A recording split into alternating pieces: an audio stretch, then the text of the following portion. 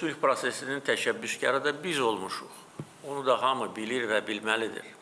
Birinci təklifi biz vermişik, sülh müqaviləsinin mətninin müəllifi də bizik və ora salınan bütün maddələrindən müəllifi də bizik. Ancaq biz işğalı necə unuda bilərik?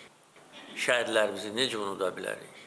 Xocalı qurbanlarını, digər günahsız insanların həlak olmasını necə unuda bilərik? Heç vaxt unuda bilmərik və unutmamalıyıq. Çünki bu tarixi yaddaş həmişə bizim qəlbimizdə olmalıdır.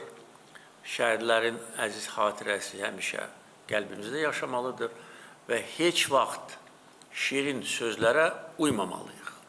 Bunu mən bir də deyirəm, mən bunu birinci dəfə deyir ki, deyirəm. Ayıq olmalıyıq, daim güclü olmalıyıq.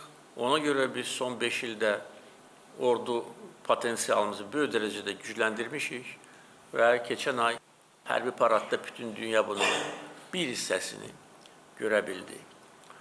Və əbədi sülhə nail olmaq üçün hər zaman bizim potensial düşmənlərimizdən güclü olmalıyıq bir neçə dəfə. Və bunu təmin edirik və edəcəyik.